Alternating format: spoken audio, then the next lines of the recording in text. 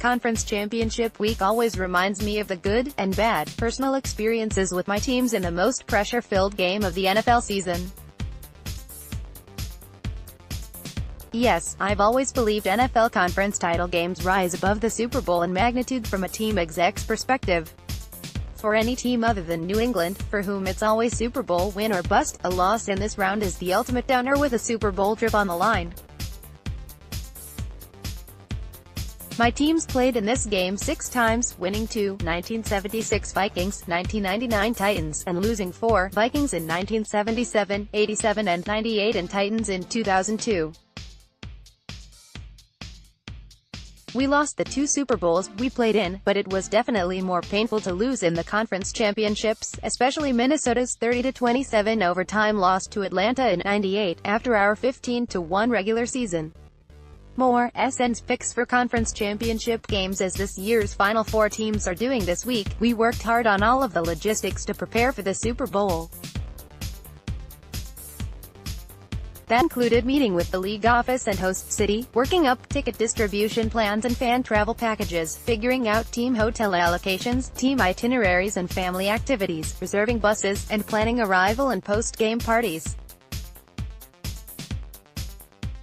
It's a huge disappointment to have all this planning in place, and then lose, but what a thrill it was to win that conference title game and know we were headed to the Super Bowl. When a team hasn't been to a Super Bowl in many years, it creates even more pressure and excitement once it reaches this point.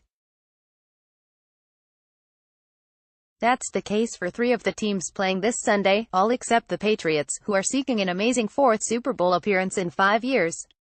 Kansas City has the longest drought, going back 49 years. The Rams' last Super Bowl was in 2001, when they resided in St. Louis, but the L.A. version hasn't been since 1979. The Saints had their epic 2009 Super Bowl season, but it's still been 9 years of waiting to get back to the big game. With that said, here are my picks for which of these high-scoring teams, the league's top 4 scoring offenses are left, will experience the high of Super Bowl 53 on February 3. NFC Championship, Rams at Saints. Even with 2 high-powered passing attacks, I see the ground game as a key in this rematch of the Saints' 45-35 Week 9 win in New Orleans, which ended LA's unbeaten start. The Rams overpowered the Cowboys last Saturday with a 273-yard rushing performance. The Saints held the Eagles to 49 yards rushing last week and had the second-ranked run defense in the regular season. But they'll have to overcome the loss of premier run-stopping defensive tackle Sheldon Rankins, who tore his Achilles against Philly. I see the Saints keeping Todd Gurley in check as they did last time, 68 yards, and forcing Jared Goff to beat them in the passing game. Goff threw for 391 yards in the last meeting, but has been less effective since excellent wide receiver Cooper Kupp was lost for the season with an ACL in Week 10. The ultra-loud Superdome has a big advantage for Cameron Jordan and the Saints' pass rushers, who should be able to pressure Goff into a couple interceptions. Meanwhile, I see a big game out of Drew Brees and terrific receiver Michael Thomas, who are both coming off big performances against the Eagles. Brees threw for 346 yards and 4 touchdowns against the Rams in the November victory, while Thomas torched the Rams' secondary that day, 12 catches, 211 yards, 1 touchdown. But Rams starting corner Aqib Talib was on injured reserve for that game, and his presence should help the LA defense on Sunday. Aaron Donald also needs to make a big impact for the Rams to have a chance to win. He had just 1 tackle but 4 quarterback hits on Brees. I think the Saints' excellent rushing duo of Alvin Kamara and Mark Ingram will find openings against a Rams run defense that gave up a league-worst 5.1 yards per carry in regular season.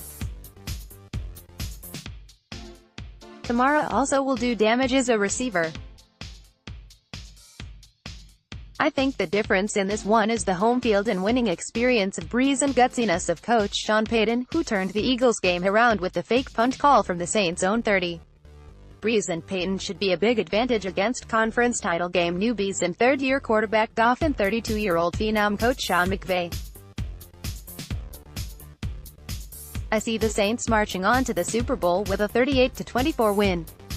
More, Rams can't beat Saints if they don't hide Marcus Peters from Michael Thomas. AFC Championship, Patriots at Chiefs. What a quarterback matchup. The greatest of all time, Tom Brady, with his 5 Super Bowl rings, versus second-year Patrick Mahomes, the likely MVP whose playmaking ability makes him the most exciting player in the NFL.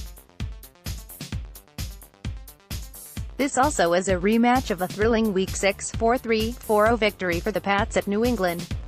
Brady, 340 passing yards, 2 touchdowns plus a rushing score. Sony Michel, 106 rushing yards, 2 touchdowns. Mahomes, 352 passing yards, 4 touchdowns, and Tyreek Hill, 7 catches for 142 yards, 3 touchdowns were stars in that game. But Mahomes also threw 2 costly interceptions to aid New England in its win. The Chiefs are 8-1 at home this season, while the Patriots are 3-5 on the road. So KC should win, right? Not so fast. The Patriots, a true dynasty, are in the AFC Championship game for an incredible 8th straight year, 4-3 during this run. Just as in the NFC title game, Brady's history of clutch performances in big games will be matched against the young upstart in Mahomes, who is certainly capable of leading KC to the promised land. But I don't see it happening this week. The weather forecast is projected around 30 degrees, just below freezing.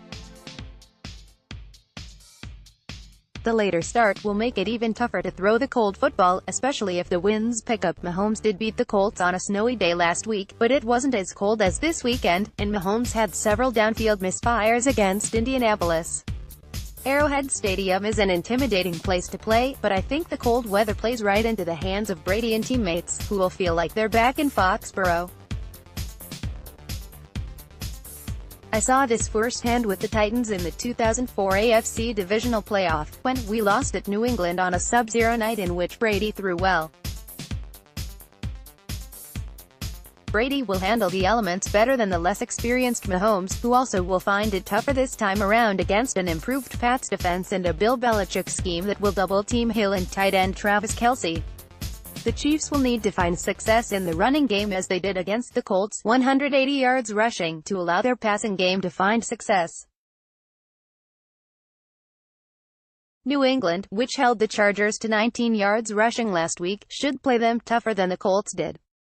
The Patriots are coming off a big game against the Chargers, in which they scored touchdowns on their first 5 drives. They spread the field with receivers, go up-tempo to tire Chiefs defenders and run it effectively against the Kansas City's No. 27 run defense. More, Pats need retirement-minded Gronk to beat Chiefs of note. Brady is trying to further motivate himself and his team by playing no-respect card, saying, "Everyone thinks we suck and we can't win any games, so we'll see." I've never heard anyone say the Patriots suck, have you? Andy Reid has done a tremendous job coaching up Mahomes as a first-year starter, encouraging his scrambling and playmaking ability. But the elephant in the room is Reid's big game record. He's 1-4 in conference title games going back to his Philly days, and 0-2 in playoff games versus Belichick, including a divisional round loss for the Chiefs at Foxborough in 2015. Belichick's AFC title game record is 9-4, including 2-2 on the road.